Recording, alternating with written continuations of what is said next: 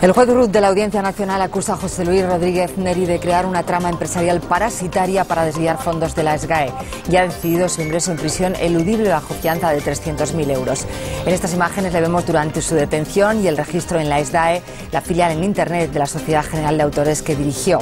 Según el magistrado Teddy Bautista, el presidente de la SGAE, que está en libertad con cargos, autorizó, consintió e impulsó la trama fraudulenta. En el auto dice además que José Rodríguez Neri trató de beneficiar la candidatura de Teddy Bautista en las pasadas elecciones para la dirección de la SGAE, que fueron un día antes de la operación Saga. Hoy, después de conocer la decisión del juez, la nueva Junta ha suspendido la rueda de prensa que había convocado.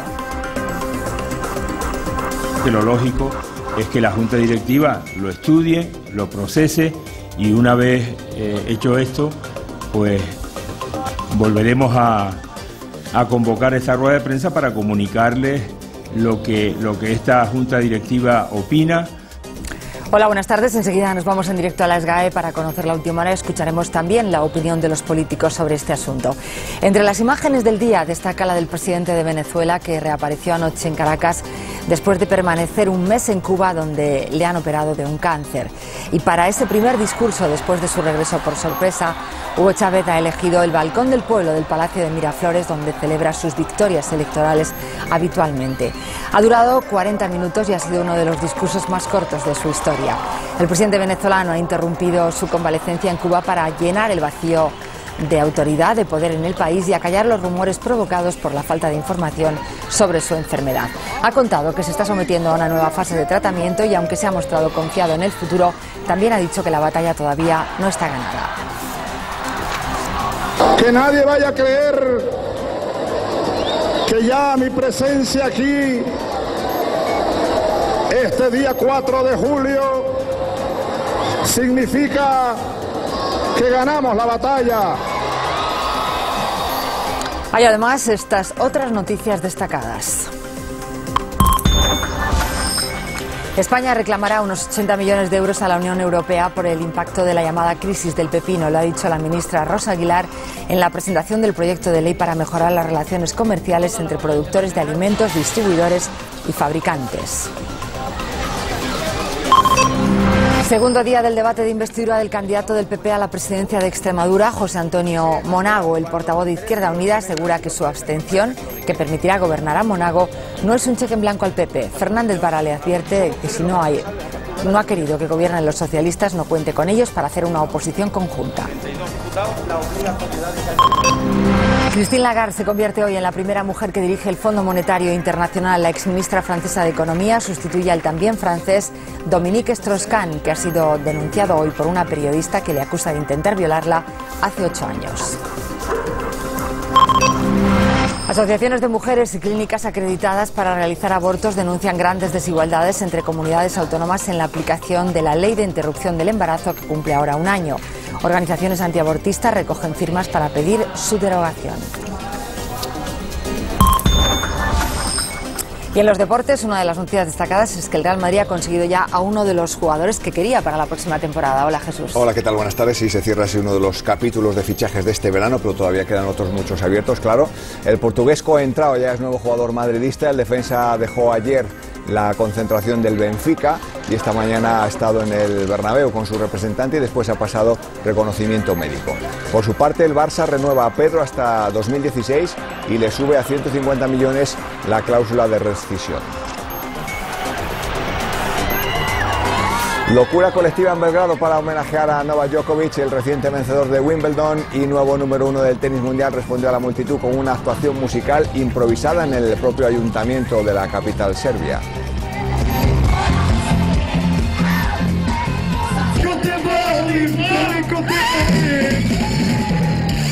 Djokovic también se atrevió con el baile para delirio de sus seguidores.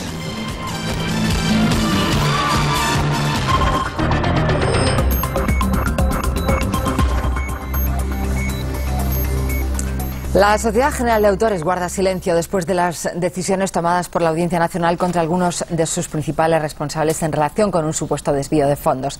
Anoche el juez Ruth de la Audiencia Nacional ordenó prisión con fianza de 300.000 euros para el presunto cerebro de la trama, José Luis Rodríguez Neri, que fue director general de la ya desaparecida División Digital de la SGAE, la SDAE.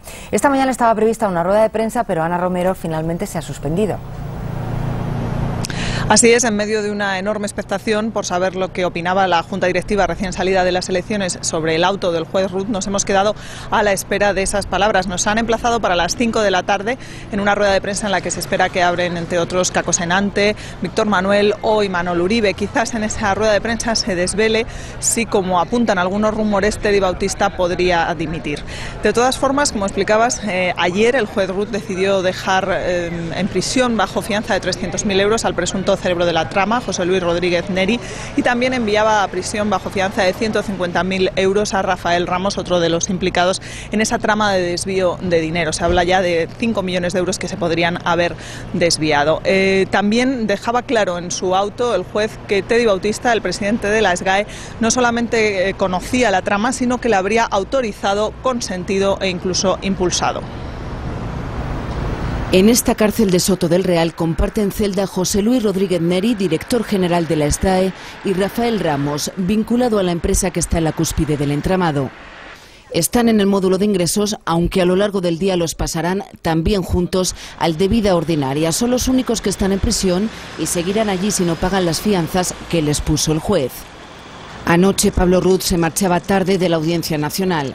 Investiga una trama empresarial parasitaria, dice, que supuestamente desviaba fondos de la Sociedad General de Autores, y lo hacía a través de la filial digital que dirigía Neri y que, según el juez, ideó esta trama autorizada, consentida e impulsada por Teddy Bautista, el presidente de la SGAE.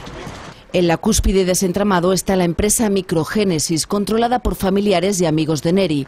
Ingresó entre 2003 y 2009 más de 26 millones de euros. Cuando Neri la abandonó, siguió usando su tarjeta de crédito y se gastó más de 40.000 euros en un año. Muchas de las empresas cambiaron de nombre o dejaron de operar cuando se enteraron de la denuncia de la Fiscalía. El caso más llamativo es precisamente el de la filial digital. El juez cuenta que intentaron liquidarla antes de las elecciones de la Sociedad General de Autores, que se celebraron el jueves. Unas elecciones, por cierto, donde, según el magistrado, Neri maniobró a favor de la candidatura oficialista y puso trabas a la lista opositora, que perdió. Más de 20 cámaras de televisión y decenas de periodistas esperaban las declaraciones de la Junta Directiva de la SGAE. El cantante Caco Senante, portavoz de dicha Junta, ha sido el encargado de desconvocar la rueda de prensa. La audiencia ha emitido un auto que ustedes comprenderán que lo lógico es que la Junta Directiva lo estudie, lo procese y una vez hecho esto, pues volveremos a convocar esta rueda de prensa para comunicarles lo que esta Junta Directiva opina. La nueva Junta, surgida de las elecciones celebradas la víspera de la intervención judicial, debería constituirse el 12 de julio. La candidatura ganadora es la más cercana a Teddy Bautista. En el exterior de la SGAE, algunos socios reclamaban medidas inmediatas. La Junta toda entera tiene que dimitir y aquí hay que convocar a todos los socios de la SGAE, que son 100.000, para poder ver qué dirección tomamos aquí, porque esto es todo está presunto suciedad aquí, que esto hay que limpiarlo. Mientras la nueva Junta decide sobre su futuro, algunos socios estudian personarse como acusación particular. El PP cree que en la vigilancia y control de las SGAE están implicados varios ministerios, por lo que interpelará en el Congreso al vicepresidente Alfredo Pérez Rubalcaba al ser responsable de la coordinación del Gobierno. Ya ha pedido su dimisión porque creen los populares que al compatibilizar su candidatura con los cargos en el Gobierno no está cumpliendo sus funciones. Desde el Gobierno y el PSOE dicen que lo que ocurre es que el PP está nervioso. Arbitrariedad, incompatibilidad manifiesta y abuso de poder nos lleva a exigir de manera inmediata la dimisión de Alfredo Pérez Rubalcaba al frente de todas sus obligaciones en el Gobierno. Un partido que no presenta propuestas, que no presenta alternativas, no es merecedor de la confianza de los ciudadanos. Le recomiendo al Partido Popular tranquilidad y sosiego y que no les ponga tan nerviosos ni tan inquietos la candidatura de Alfredo Pérez Rubalcaba. Más noticias del día que nos llevan en este caso a Extremadura. Hoy ha seguido ahí el debate de investidura del popular José Antonio Monago como próximo presidente. Izquierda Unida, que con su abstención permitirá a Monago gobernar, ha insistido en que no le da un cheque en blanco. Y el socialista Guillermo Fernández Vara, ahora presidente en funciones, ha ofrecido acuerdos para defender a los más débiles, pero con el programa del PSOE como base. Izquierda Unida, que tiene la llave para que el Partido Popular pueda gobernar en Extremadura, ha dicho hoy que su abstención no es un cheque en blanco al PP. Haremos una oposición exigente, firme y responsable cuando los intereses de los extremeños así nos parezca que lo requieren. Y seremos un socio leal y colaborador cuando esos mismos intereses de los extremeños así lo aconsejen. Y el todavía presidente de la Junta, Guillermo Fernández Vara, ha dicho que PP e Izquierda Unida tienen intereses comunes. El PP por gobernar, Izquierda Unida porque el PSOE no gobierne. Son ustedes los responsables a partir de ahora del gobierno de Extremadura y soy yo el responsable a partir de este momento de la oposición en Extremadura. No voy a aceptar bajo ningún concepto que si no les hemos servido a Izquierda Unida para gobernar Extremadura, piensen que le vamos a servir para gobernarla desde la oposición. Monago ha negado la existencia de una pinza con la izquierda y le ha recordado que durante la pasada legislatura fueron PSOE y PP quienes llegaron a acuerdos.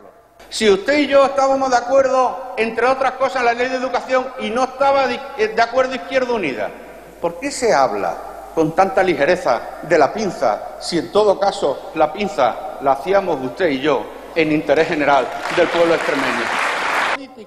Abstención de Izquierda Unida que no bastará para que José Antonio Monago sea investido hoy porque necesita mayoría absoluta, pero sí será suficiente el jueves en segunda vuelta, porque entonces solo hará falta mayoría simple. Esa votación en la Junta de Extremadura acaba de producirse. José Antonio Monago no ha obtenido mayoría absoluta a pesar de la abstención de Izquierda Unida, por lo que su proclamación se propondrá el jueves, cuando solo necesitará mayoría simple. Seguimos con otras noticias del día. El Gobierno maneja un borrador para reformar la ley de enjuiciamiento criminal que daría más protagonismo a la Fiscalía. La nueva ley concedería a los fiscales el poder para conducir las investigaciones en el proceso penal y archivar el caso cuando no haya indicios de delito. El juez sería el encargado de velar por las garantías del proceso y los derechos de los sospechosos, y la figura del imputado sería sustituida por la del investigado. El Gobierno asegura que intentará llevar esta ley al Parlamento en esta legislatura, pero que priorizará el consenso. El PP ha criticado que se dé más atribuciones a la Fiscalía.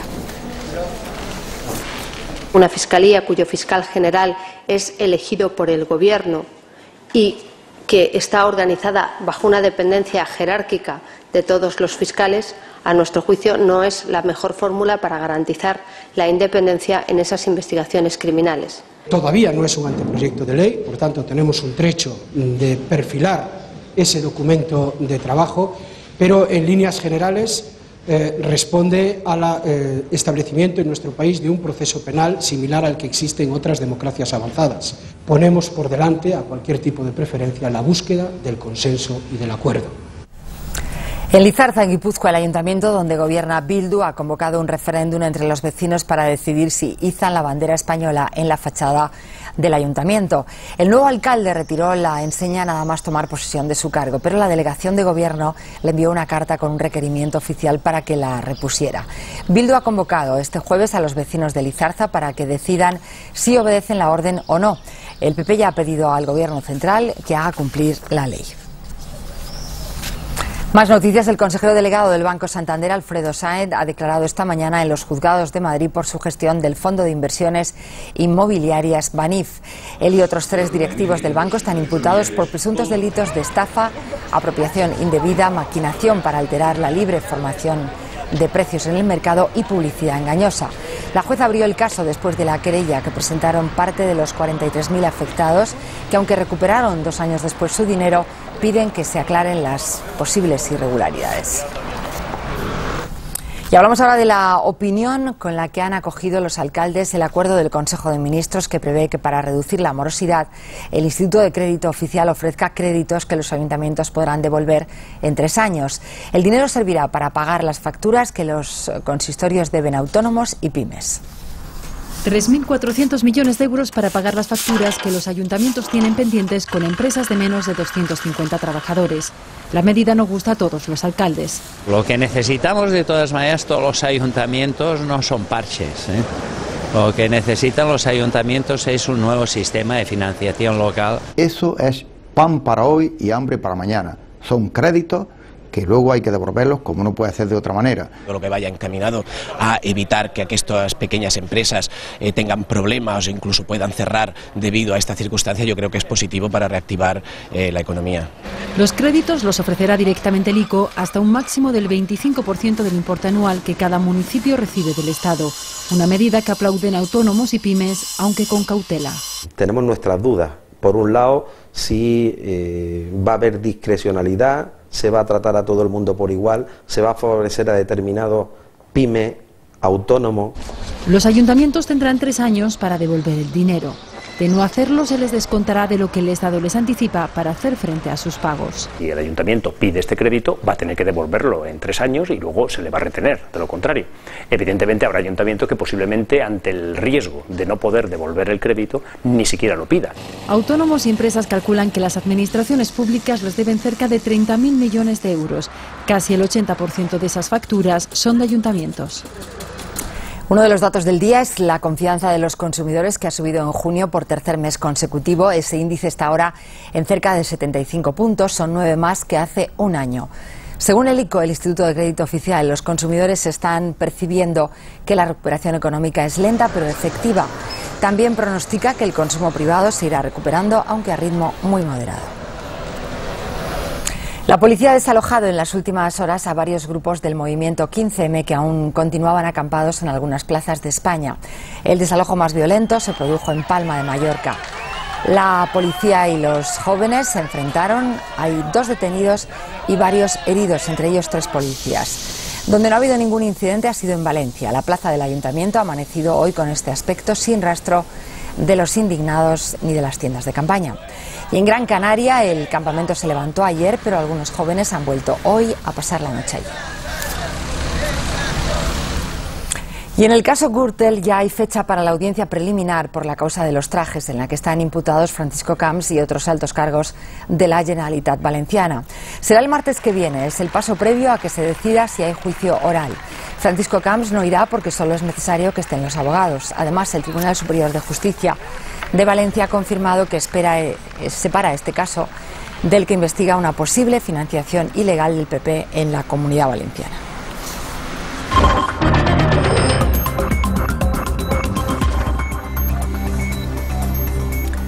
La agenda de las primeras horas de Hugo Chávez ya en Venezuela está siendo intensa. Todavía no se sabe si asistirá hoy a los actos del bicentenario de la independencia del país, pero ya ha recibido a los representantes extranjeros llegados para la ocasión y se ha dirigido a sus fieles en la capital.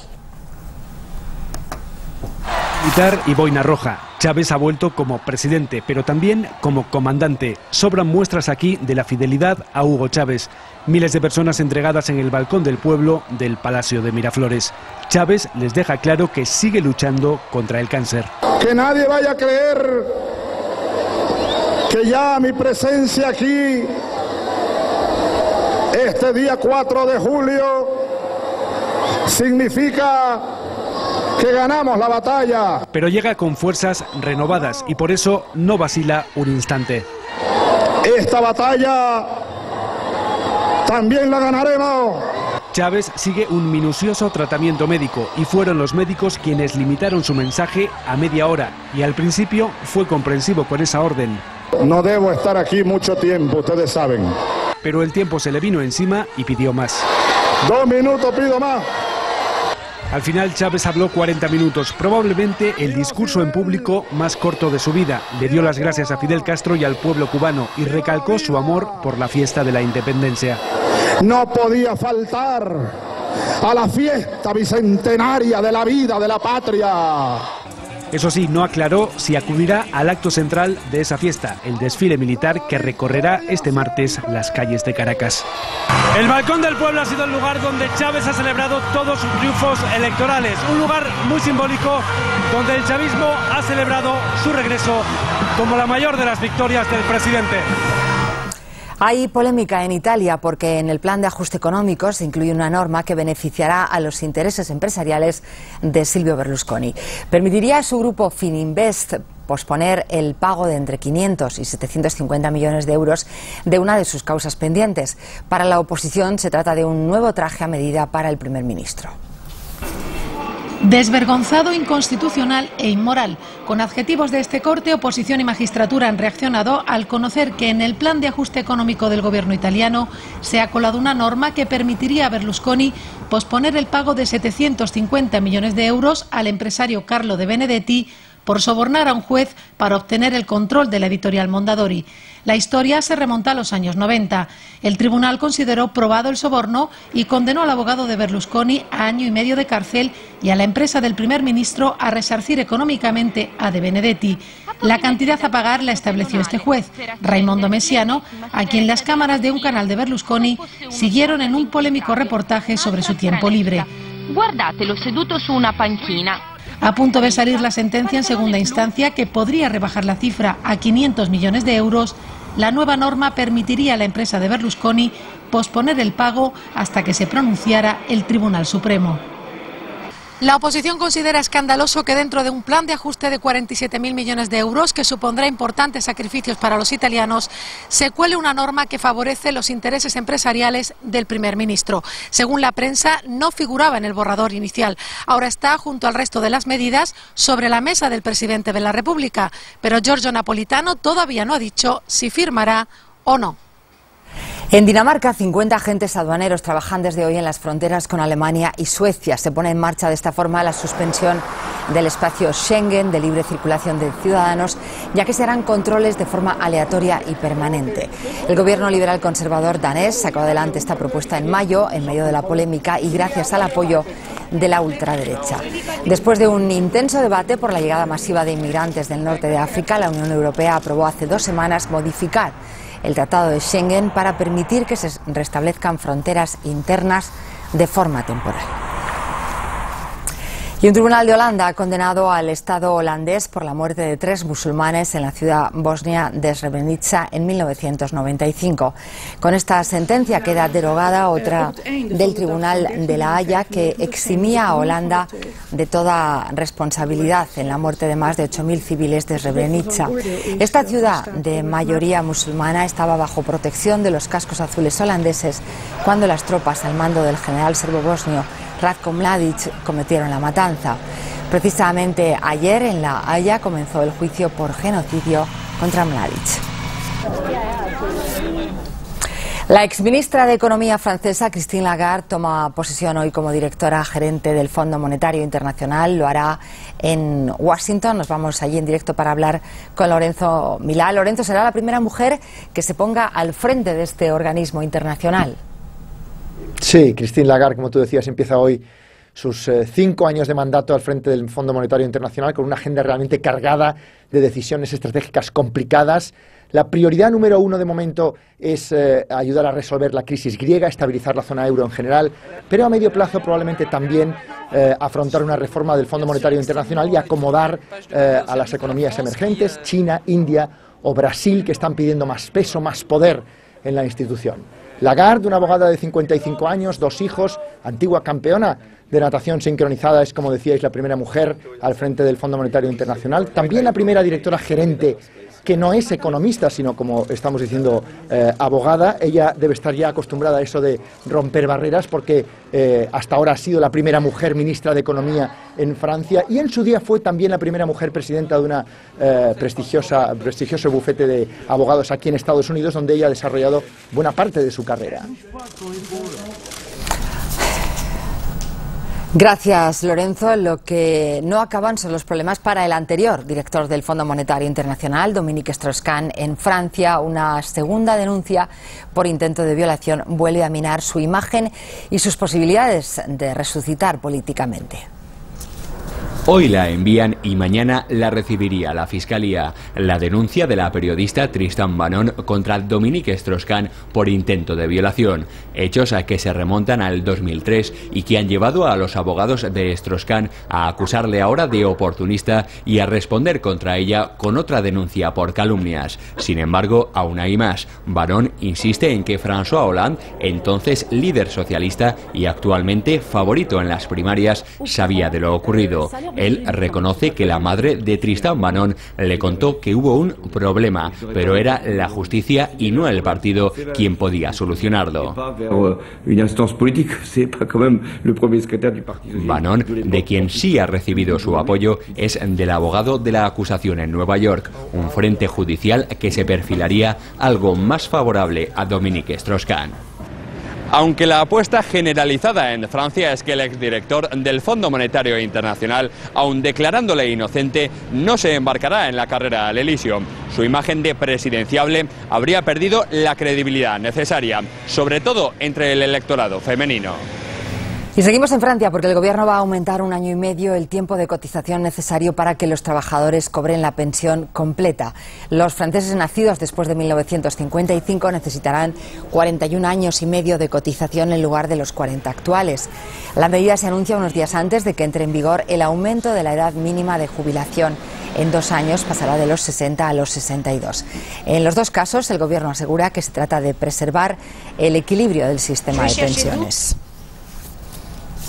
Y el Tribunal Constitucional alemán ha empezado hoy a debatir si las ayudas a Grecia y el fondo de rescate al euro son o no constitucionales. La demanda la ha presentado un grupo de profesores y un diputado de la coalición de gobierno de Angela Merkel, que alegan, entre otras razones, que se pone en peligro el patrimonio público alemán.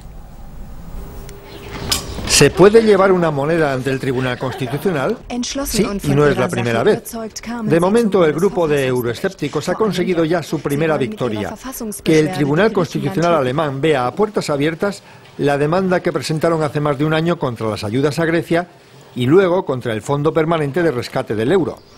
El propio ministro de Finanzas alemán, Wolfgang Schäuble, ha acudido a defender con vehemencia las ayudas a Grecia ante el tribunal, como parte de la responsabilidad compartida y para impedir que una bancarrota arrastrara con ella todo el sistema del euro. Argumentos políticos que seguramente el tribunal alemán no va a cuestionar. Lo que falta por saber es si hará caso de las razones de los demandantes que dicen que las ayudas a Grecia y las contribuciones alemanas al Fondo de Rescate del Euro dañan su derecho a la propiedad y las adoptan los gobiernos de forma antidemocrática, aunque en Alemania el Bundestag ha votado previamente todas las autorizaciones. Si el tribunal alemán encuentra que las ayudas a Grecia o el fondo de rescate van en contra de los tratados europeos, podría remitir el tema al Tribunal de Justicia Europeo de Luxemburgo. Para dentro de 2 o 3 meses se espera una decisión que, de dar la razón a alguna de las alegaciones de los demandantes, podría crear en Europa una crisis política de consecuencias impredecibles. Y en Japón hay un nuevo revés para el gobierno. Ha dimitido el ministro encargado de la reconstrucción del país después del terremoto y el tsunami, cuando llevaba apenas una semana en el cargo. Hizo unas polémicas declaraciones que han causado malestar entre las víctimas. Un hombre compungido y arrepentido es el que se ha presentado esta mañana ante la prensa japonesa. Ryu Matsumoto, de 61 años, no ha durado ni 2 semanas como ministro para la reconstrucción del país. Esta mañana anunciaba su dimisión casi con lágrimas en los ojos, algo infrecuente en Japón y más aún entre los políticos. Mi corazón está con las víctimas del desastre. Mis palabras fueron desafortunadas y pido perdón por ello, ha dicho Matsumoto. El pasado fin de semana visitó las zonas devastadas por el tsunami y se reunió con los gobernadores de las 2 provincias más afectadas. A uno le reprochó que no tenía ideas y con otro se enfadó porque no le estaba esperando. Los micrófonos de algunos medios captaron esas palabras del ministro y él entonces pidió a los periodistas que no emitieran esas declaraciones, bajo amenaza incluso de castigar a sus empresas. Al final la situación se le ha vuelto en contra y el ministro no ha tenido más remedio que dimitir. El viceministro Hirano llevará ahora las riendas de la reconstrucción. No le puede ir peor al primer ministro Naoto Kan, al que llueven las críticas por la gestión del desastre del 11 de marzo que causó 22.000 muertos y desaparecidos y una crisis nuclear que sigue abierta. Hoy mismo grupos civiles han denunciado que en muestras de tierra de la ciudad de Fukushima han hallado cesio radiactivo por encima de los límites legales. Desde China nos llega hoy la impactante imagen del rescate de varias personas atrapadas en una carretera que había quedado cortada por las inundaciones. Como vemos, un miembro del equipo de salvamento intenta llegar hasta ellos después de montar una tirolina desde la orilla a la carretera. Es la única forma de sacarlos de allí y, a pesar del miedo a caer y verse arrastrados por la fuerza del agua, uno a uno se van colocando el arnés. Las lluvias torrenciales llevan semanas causando problemas en China y en la provincia de Sichuan han provocado desprendimientos como este. Un asunto muy diferente nos lleva a Libia. El régimen de ese país denuncia que el embargo marítimo de la OTAN permite el suministro de armas a los rebeldes. Aseguran que han interceptado cerca de Trípoli 2 barcos con rifles y municiones de origen pakistaní y compradas por Qatar. Los periodistas acreditados han podido ver este arsenal, aunque no los barcos capturados. Para el portavoz del régimen libio es la prueba de que la intervención extranjera en ese país no persigue la democracia, sino la ocupación. Y en Siria continúa la represión, especialmente dura en la ciudad de Hama. Allí han muerto al menos 6 personas, entre ellas un chico de 13 años, por los disparos de la policía y el ejército. Una vez más, las únicas imágenes que nos llegan son de videoaficionado. Las han colgado en Internet. Además de los fallecidos, hay 15 heridos. Grupos opositores denuncian también la detención de decenas de ciudadanos y cientos de jóvenes han intentado bloquear con contenedores de basura o palos el paso de los tanques del régimen que han rodeado la ciudad después de los disturbios. En total, según las organizaciones sirias de derechos humanos, 1.400 civiles han muerto desde el mes de marzo. Uganda es la siguiente parada de la minigira por el este de África de la ministra de Defensa. Karma Chacón ha visitado a las tropas españolas que participan en la formación de militares somalíes en ese país. En pleno corazón de África, en Uganda, asistimos al entrenamiento del nuevo ejército somalí. Una treintena de militares españoles del ejército de tierra se encargan desde hace algo más de año y medio de formar a los futuros oficiales y suboficiales. Hoy la ministra de Defensa ha visto cómo trabajan. En el trasfondo de la operación, el convencimiento de que la piratería en Somalia no se acabará mientras no se acabe el caos institucional que vive el país. No solo le estáis dando los instrumentos al gobierno de Somalia para que pueda ejercer autoridad en su propio territorio, para que pueda trabajar contra Al-Shabaab, como sabéis, en conexión con Al-Qaeda, y para que pueda trabajar contra la piratería allí donde están las causas, que es en tierra, sino que le estáis dando una oportunidad de vida. Muy cerca de aquí, del lago Victoria, está el cuartel general de la operación, que hoy por hoy es la única misión de la Unión Europea en África. En ella participan 15 países y al mando de todos ellos desde el principio ha estado un coronel español.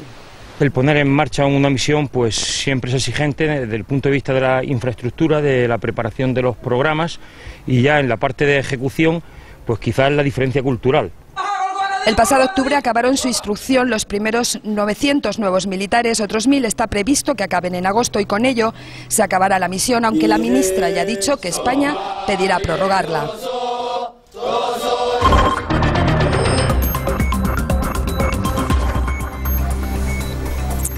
Ha sido uno de nuestros titulares destacados. España pedirá a la Unión Europea unos 80 millones de euros para compensar a los agricultores por las pérdidas durante la conocida como la crisis del pepino. Lo ha dicho la ministra de Agricultura, Rosa Aguilar, durante la presentación del proyecto de ley que regulará la cadena alimentaria. Con los informes de las comunidades autónomas, España reclamará a la Unión Europea casi una tercera parte de los 210 millones a repartir entre los países perjudicados por la llamada crisis del pepino. Cabe la posibilidad que estemos hablando de en torno a 80 millones de euros, lo que desde España demandemos.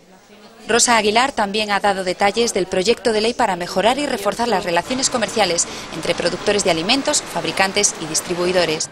Hasta ahora no podían hacer estudios de mercado, ahora van a poder a través de este proyecto de ley realizar esos estudios de mercado, van a poder, por tanto, publicar referencias de precios También podrán publicar cómo se establecen los precios, estadísticas de los mercados y proponer normas de comercialización. El objetivo es ganar transparencia informativa y ganar competitividad.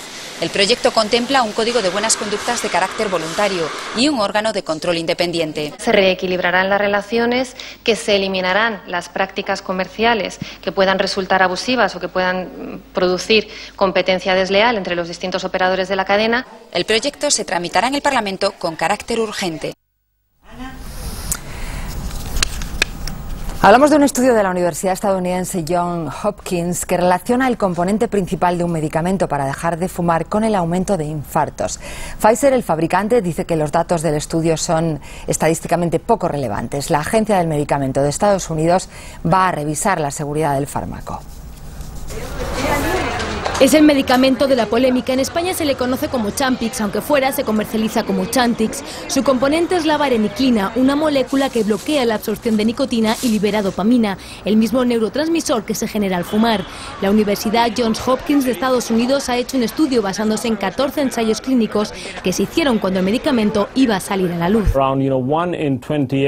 El profesor Sonal Singh, responsable del trabajo, dice que 1 de cada 28 fumadores que toman el fármaco podrían sufrir problemas cardiovasculares. La farmacéutica Pfizer dice que el estudio no es fiable porque tiene limitaciones metodológicas. Los ensayos en los que se basa, insisten, no se hicieron para analizar los riesgos. Además, dicen, la Agencia Europea del Medicamento avaló el pasado junio su seguridad. Se han presentado datos de más de 7.000 pacientes sobre datos de seguridad que disponemos en Pfizer, y la evaluación ha sido de que el balance beneficio-riesgo de vareniclina es positivo. Por lo tanto, recientemente la Agencia Europea evaluó el medicamento sin poner ningún tipo de limitaciones a su seguridad. En España, la ministra de Sanidad ha dicho que si finalmente se demuestra que es peligroso, se actuará en consecuencia. A través de la Agencia del Medicamento, analizar esos posibles problemas, si es que se dieran, analizarlos, como digo, científicamente, y en función de ese resultado actuar. En la unidad de tabaquismo de la Universidad de Zaragoza lo utilizan desde hace años. Y no hemos tenido ningún evento cardiovascular en los pacientes en los que lo utilizamos. Cuesta 68 € la caja y se debe tomar durante 12 semanas.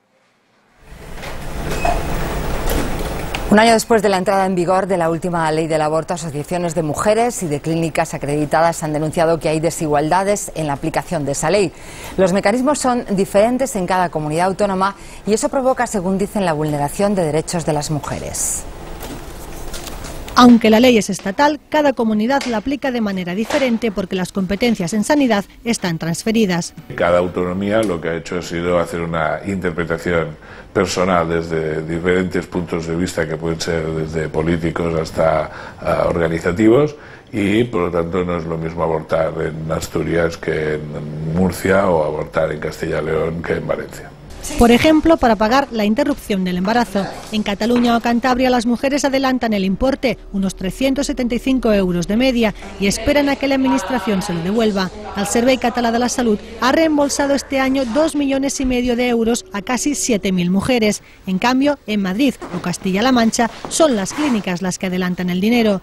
También se dan casos como el de Navarra o La Rioja, que a día de hoy no realizan abortos, lo que obliga a las mujeres a ir a otra comunidad. Se pueden vulnerar derechos constitucionales e incluso derechos fundamentales, como el derecho a la igualdad, o incluso si ello hace que la mujer no pueda acceder a practicar el aborto, pues se puede vulnerar el derecho a la integridad física y psíquica. La ministra de Sanidad ha dicho hoy que la ley va en el buen camino porque las cifras provisionales del año apuntan a una reducción del número de abortos. Para algunos expertos, el descenso no se debe a esta ley y piden al Ministerio que unifique los criterios autonómicos. Queremos que las mujeres accedan al aborto con toda la garantía de calidad, seguridad y gratuidad y confidencialidad.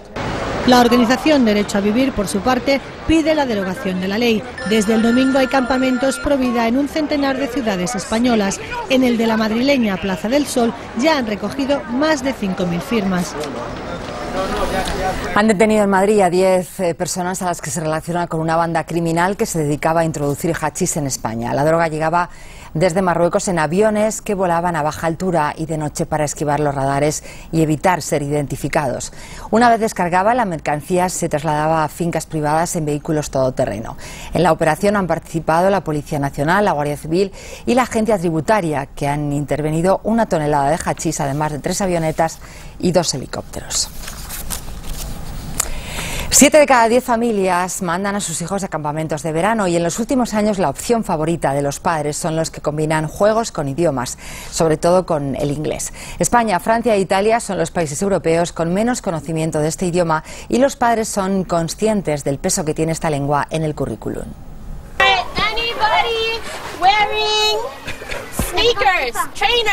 Aunque está en nuestro país, en este campamento de verano no se habla ni se escribe en español.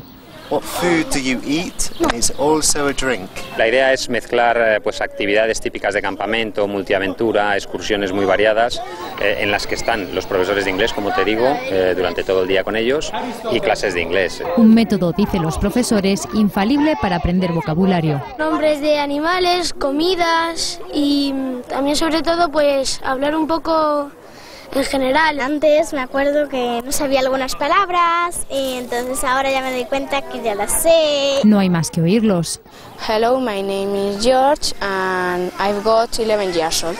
Para los que tienen más nivel existen pueblos como este, La Alberca, Salamanca. Aquí los jóvenes españoles hablan y conviven durante una semana con nativos angloparlantes de distintos lugares. Una inversión cultural sin salir de España. Do you want some sunscreen? I'm getting the Hablamos 16 horas al día en inglés, entonces calculamos que una semana, 8 días aquí iguala a 2 meses en Inglaterra. Luego, si les llegas a conocer realmente bien, que hay un par que siempre conoces muy bien. Luego, yo por ejemplo, el año pasado invité a un inglés a mi casa a estar una semana para seguir practicando el inglés. 7 de cada 10 familias recurren a los campamentos en verano. Cada vez más optan por los que enseñan idiomas. Es un método muy práctico, en clases reducidas con profesores titulados y nativos. El precio por quincena de estos campamentos oscila entre los 800 y 1.300 euros. Las personas con movilidad reducida que viajen desde el aeropuerto del Prat en Barcelona ya no tendrán que facturar su silla de ruedas.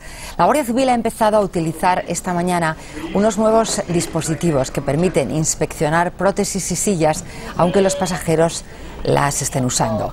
Estos aparatos están pensados para facilitar los controles de explosivos en el caso de pasajeros con problemas de movilidad y evitarles incomodidades. Es el primer aeropuerto de España que implanta este dispositivo. En el último año se han reciclado en España más de 1 millón de toneladas de envases. El 80% del cartón y el papel que hemos consumido se ha reciclado. También el 70% de los metales y más del 40% de los plásticos. Son datos que ha presentado hoy la empresa que gestiona el reciclaje a tan solo un mes de la entrada en vigor de la nueva ley de residuos. En España cada año generamos casi 7 millones de toneladas de residuos y aunque este gesto ya se ha convertido en algo habitual en muchas casas, el Gobierno quiere ir más allá y por eso está a punto de entrar en vigor la nueva ley de residuos. Una norma en el que el residuo no se genere y si no hay más remedio de que ese residuo exista, que el ciudadano pueda aplicar instrumentos para su reciclado y su reutilización. Uno de los instrumentos que más polémica genera y que contempla la ley como una posibilidad es la creación de los depósitos para el reciclaje de los envases de las botellas de agua y refrescos. Se instalarían en muchos puntos y devolverían algo de dinero a los consumidores. Pensamos que es antieconómico y que es un error y es además pues un sistema que en estos momentos concita el rechazo por parte tanto de lo que es fabricantes, como es distribución, como es pequeño comercio.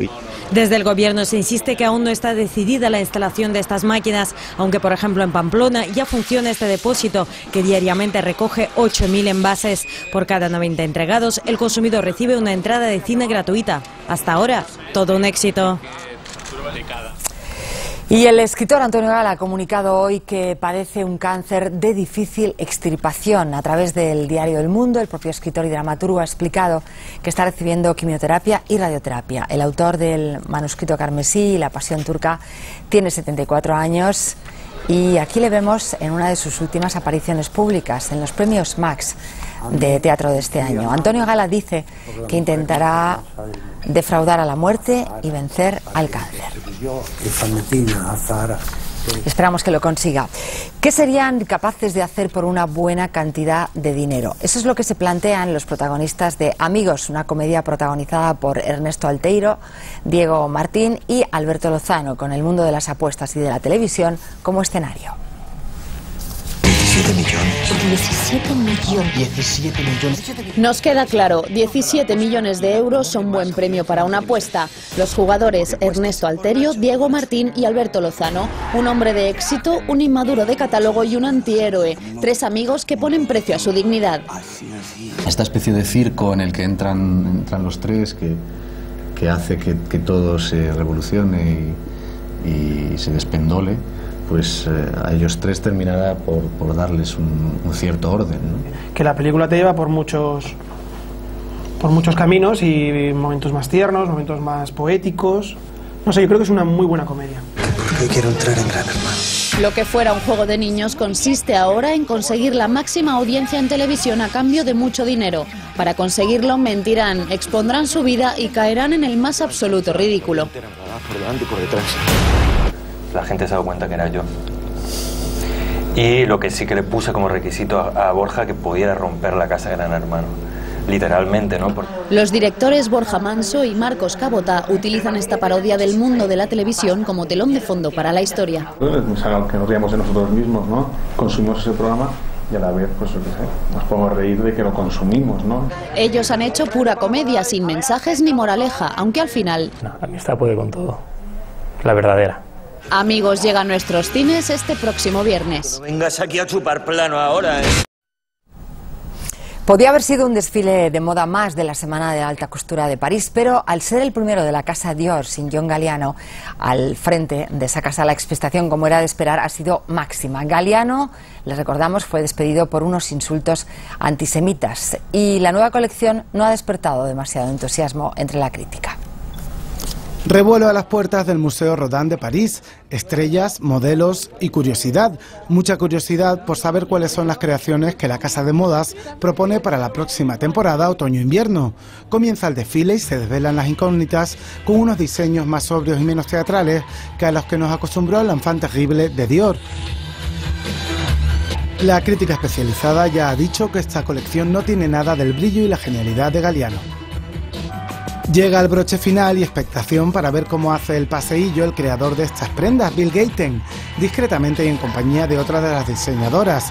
Poco o nada que ver con aquellas esperpénticas salidas del diseñador gibraltareño, capaz de eclipsar sus propios desfiles con sus surrealistas apariciones.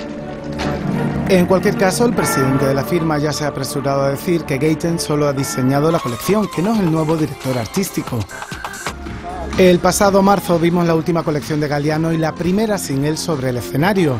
El cierre lo hicieron trabajadores anónimos de la casa de moda. Él ya había sido denunciado por los insultos antisemitas proferidos a una pareja. En el juicio, que quedó visto para sentencia para el 8 de septiembre, Galliano pidió disculpas por lo ocurrido y dijo no recordar los hechos porque estaba bajo los efectos de una mezcla de alcohol y pastillas, una combinación explosiva para el que algunos bautizaron como el Napoleón de la moda. Y de París nos vamos a Pamplona. Allí cuentan las horas que quedan para el chupinazo de mañana que marcará el comienzo de los Sanfermines 2012. El equipo de Televisión Española, que nos informará desde allí cada día, ha comprobado cómo van los últimos preparativos en la plaza del Ayuntamiento y en los 850 metros del recorrido del encierro. Los casi 3.000 tablones del vallado que marca el recorrido del encierro colocados, y así está la calle Estafeta a menos de un día del chupinazo, repleta de ambiente. Venimos aquí a Pamplona, San Fermín. Cuéntanos por qué vas de blanco y rojo ya. Porque es que vengo hoy pro. El chupinazo me gustó mucho. Será aquí en la plaza del Ayuntamiento donde mañana habrá más de 12.500 personas para dar la bienvenida a los Sanfermines de este año. Y el reloj que marcará las 12 será nuevo. Esta mañana lo estaban cambiando. El motivo de cambiar la esfera es, al ser de vidrio pintado, la pintura tiene un envejecimiento, ¿no? Una duración limitada. Entonces, pues le ha llegado el turno de sustituirla porque habían surgido unas manchas, como se pueden apreciar, y había que sustituirla. Y mientras arriba acaban de colocar el nuevo reloj y lo ponen en hora, aquí abajo en este balcón mañana el alcalde de Pamplona, Enrique Maya, encenderá el cohete y empezarán las fiestas de San Fermín 2011. Y todo lo que ocurra mañana en el chupinazo lo van a poder ver aquí en la 1 de Televisión Española, en un programa especial que empezará a las 11 de la mañana. Y cada día un equipo de 100 personas y más de 30 cámaras retransmitirán en directo en la 1 a las 7:15 de la mañana los encierros de San Fermín 2011, y ya van 30 temporadas.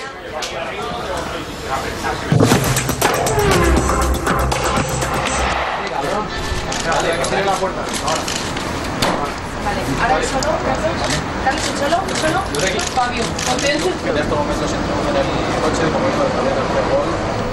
Hola Jesús. ¿Qué tal? Buenas Esas tardes. imágenes ya certifican que Coentrao, es un nombre difícil, nos va a costar, ya forma parte del Real Madrid. Por lo menos certifican que ha pasado el reconocimiento médico porque salía ahí con el médico y todo, ¿no? Bueno, pero sí, todo indica que Fabio Coentrao ya es nuevo jugador del Real Madrid, el lateral izquierdo portugués, que ayer dejó la concentración del Benfica cuando el club ponía rumbo a la localidad suiza de Nyon. Jugará las próximas 5 temporadas de blanco. Todo se ha resuelto esta misma mañana con la presencia del propio jugador en Madrid. Fabio Coentrao posaba justo después de terminar el reconocimiento médico y antes de formalizar en el Bernabéu su nuevo contrato con el Real Madrid. Aunque el Benfica, que cotiza en la bolsa portuguesa, ya ha comunicado a la Comisión del Mercado de Valores el acuerdo por el traspaso, el Madrid pagará al club portugués 30 millones de euros. Una cantidad que se rebajaría con el traspaso de Garay por unos 10 millones de euros al Benfica en una operación independiente. Coentrao conoce algo en nuestra liga. En 2008 estuvo cedido en el Zaragoza. Llegaba como extremo rápido y técnico, pero apenas jugó en el equipo que dirigía Marcelino. Y es que no explotó hasta que de vuelta al Benfica le ubicaron en el lateral izquierdo, con metros por delante, un carrilero en toda regla, con mucha llegada e incluso gol. Sus grandes actuaciones con el Benfica le hicieron indiscutible en la selección, también en el lateral izquierdo. Un puesto que el Madrid parecía tener cubierto con Marcelo, de características muy parecidas. Aunque Fabio Coentrao ya ha advertido que puede jugar en varias posiciones, un jugador polivalente como le gusta a Mourinho. Y otro de los culebrones veraniegos que podría concretarse es el del traspaso del Kun Agüero bien a la Juventus italiana o al Manchester City. El equipo transalpino subió su oferta inicial hasta los 40 millones, pero hoy el Times británico habla de 45 los millones de euros que podría poner encima de la mesa el club de Manchester. El futuro del Kun Agüero, lejos del Calderón, empieza a despejarse. Sin embargo, no se aclara su destino. Mientras el periódico italiano La Gazzetta dello Sport ha informado de una posible oferta de 40 millones de la Juventus, The Times ha apuntado una propuesta del Manchester City que alcanzaría los 45. El delantero argentino ha valorado la posible tentativa del equipo turinés. Se habla solamente de la oferta de la Juventus, pero como te dije, eso lo están viendo mis representantes y si ofrecen 30, 35, 40, la edición es igual del club. Agüero ha confirmado que su futuro se resolverá al finalizar la Copa América, un torneo en el que sigue hablándose mucho de Neymar, al que algunos medios brasileños comparan ya con Leo Messi. Imposible que comparen con Leo, creo que ojalá que seguramente pueda ganar el tercer Balón de Oro y creo que Neymar no tiene ninguno, ¿no? Así que y más puede estar jugando en América, así que hay que verlo también a Neymar en Europa. Mientras, el Atlético de Madrid ha presentado hoy al centrocampista Gavi en un acto donde Caminero ha eludido valorar la situación de Agüero. Un equipo rojiblanco que continúa su preparación y que mañana partirá la concentración de Los Ángeles de San Rafael. Algo más complicado está de momento lo de Cesc Fábregas con el Barça. El todavía jugador del Arsenal se ha entrenado hoy en solitario en el gimnasio, mientras que el resto del equipo lo hacía conjuntamente. Una situación a la espera de la resolución del caso. Mientras tanto, el Barça ha renovado a Pedro hasta 2016 y ha subido su cláusula a 150 millones de euros. Y por cierto que otro de los objetivos del club azulgrana, el chileno Alexis Sánchez, fue el más destacado ayer en el triunfo de su selección ante México en la Copa América. La selección chilena acudía anoche en Mendoza al abrigo del fútbol como mejor remedio para superar el frío del invierno austral y la solidez del equipo de México, al que derrotó por 2-1. El mejor en los andinos fue el objeto de deseo azulgrana, Alexis Alejandro Sánchez, elegido mejor jugador del partido, aunque tanto al Niño Maravilla como al resto de sus compañeros, el Chupete Suazo o Mati Fernández, les costó en la primera parte no materializar en gol su fútbol. Se adelantaría México por mediación de Araujo al borde del descanso. Chile no perdió la fe y el premio fue la remontada que consumaron a balón parado primero Paredes y a un cuarto de hora del final Vidal. Los chilenos lideran ya el grupo C. No es tan halagüeño el panorama para la Uruguay de Diego Forlán, y es que su rival Perú a punto estuvo de dar un susto de mayor calibre a los charrúas. Primero los andinos sin Pizarro ni Farfán encontraron en Guerrero a su hombre gol haciendo sufrir a Uruguay. Con Forlán y Cavani desacertados tuvo que ser Luis Suárez el que salvase los muebles para el equipo de Óscar Washington Tavares. Seguimos con fútbol. En Málaga están encantados con las perspectivas deportivas del equipo de fútbol. La inyección económica del jeque Al-Thani ha permitido la contratación de una plantilla para luchar entre los grandes y el primer fruto no se ha hecho esperar. De momento, el club ya ha llegado a los 25.000 abonados para la próxima campaña.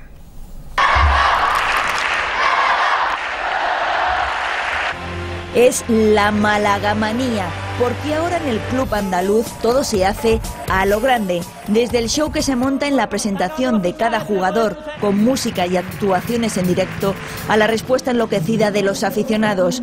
La campaña de abonos ha sido todo un éxito, con 25.000 socios, 7.000 más que el año pasado. Toda esta locura la ha provocado el nuevo dueño, el jeque árabe Abdullah Al Thani, que no para de traer nuevos fichajes. De los 28 jugadores que forman el equipo, hay 8 caras nuevas de primera fila, como Van Nistelrooy, Joaquín, Bounanote, Matisen, Toulalan, además de otros 6 futbolistas que fueron repescados en enero como refuerzo, entre ellos De Michelis o Baptista. Y la nómina aún no se ha cerrado. Al Thani quiere poner la guinda con el argentino del Palermo, Javier Pastore, o el centrocampista de la selección, Santi Cazorla. Son cosas que pasan en verano, que hay movimientos en el mercado y bueno, siempre estar pues en ellos es un motivo también de que las cosas han salido bien, pero bueno, hoy por hoy soy jugador del Villarreal, como ya he dicho, y tampoco hay nada, ¿no?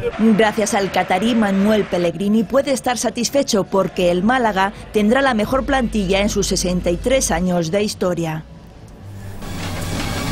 Y del resto de la actualidad futbolística de la jornada nos detenemos en una imagen que hemos visto hoy en el reconocimiento médico del Español.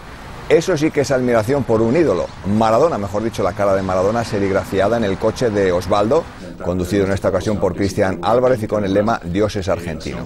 Mientras tanto, en el Getafe se ha llevado a cabo la presentación de las nuevas equipaciones que lucirán la próxima temporada. El detalle novedoso. Muy bien. El presidente de la Asociación de Futbolistas Españoles, Luis Rubiales, se ha mostrado bastante optimista sobre la amenaza de huelga que planea sobre el fútbol español para el comienzo de temporada. Rubiales, eso sí, cree que la situación económica de los clubes es en general bastante preocupante. Aunque estamos lejos en algunas cosas, en otras nos estamos acercando. Una liga, pues sobre todo yo la equiparo a un coche que ahora pues los frenos no le funcionan bien, ¿no? Tenemos que buscar que ese coche pues tenga los frenos bien reparados para que cuando nos subamos no nos peguemos otro tortazo, ¿no? Que es lo que nos ha venido pasando sistemáticamente en estos años atrás. Dejamos el fútbol en la etapa de hoy del Tour, final en el Muro de Bretaña, una pared de 2 kilómetros con rampas de hasta el 10%, algo que puede servir para comprobar el estado de forma de los favoritos, o no tanto, como el corredor del Europcar, Joan Gené, que es el primer corredor de color de la ronda francesa. Este es Joan Gené, 30 años, caribeño, nacido en Guadalupe y primer ciclista negro en la historia del Tour. Es mi debut y sí, soy el primer corredor negro, pero yo me siento uno más en el pelotón, nos dice. Las cámaras siguen a Gené, igual que la nuestra a Contador, y captamos este momento varios aficionados franceses pidiéndole un autógrafo. Alberto responde regalándoles su gorra, todo antes de una etapa con un final envenenado en el que él quizá pueda mover ficha.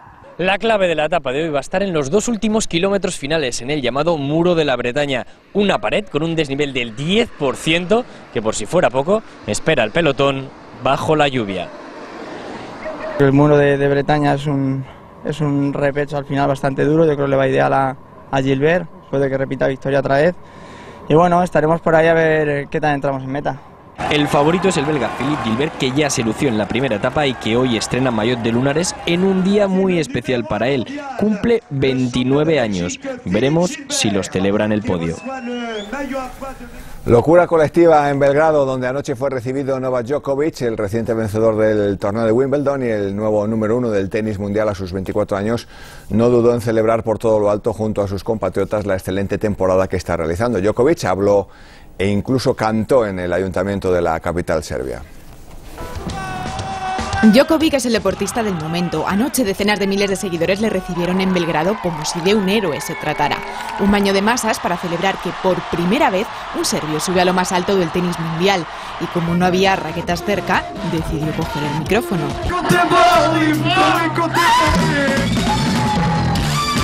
Pero salvo para coger el micro, no se separó ni un minuto de la réplica de la copa que le ha elevado a la cima. Aunque el ambiente de euforia le dejó varias veces sin palabras, no dudó en responder al cariño con una promesa. Estamos en la cúspide del mundo y lo ganaremos todo. Unas palabras que desataron aún más la locura por este chico de 24 años que en una sola temporada ha levantado 8 copas de campeón y ha escrito su nombre en la historia del tenis. Vamos con el baloncesto. El español Rudy Fernández, el nuevo jugador de los Dallas Maverick, está hoy en un campus en Andorra y ha respondido a las preguntas que le han hecho precisamente los chavales que participan en ese campus. La curiosidad ha girado especialmente en torno al posible lockout de la NBA, el cierre de la Liga Americana, y del que Rudy ha dicho que si fuese para toda la temporada se plantearía volver a jugar en Europa siempre que le ofrecieran un buen proyecto de futuro y la posibilidad de ganar títulos. Tengo el contrato, eso no me lo va a quitar nadie, pero sí que es cierto que si no se jugara la NBA, pues mi planteamiento pues sería estar en Europa. La selección española de natación paralímpica está cosechando un gran éxito en los europeos de Berlín y ya está entre los 3 primeros puestos del medallero después de la segunda jornada de competición. Nuestros nadadores suman un total de 17 medallas después de los 5 oros, 2 platas y 3 bronces cosechados en la jornada de ayer. España ya ha superado en el medallero a Rusia y solo nos preceden en la tabla de preseas Ucrania y Gran Bretaña. Pues enhorabuena a estos admirables deportistas que lo están haciendo fenomenal y que seguro que van a seguir incrementando ese número de medallas. Con nuestro apoyo cuenta. Claro que sí. Hasta mañana, Adiós. Jesús.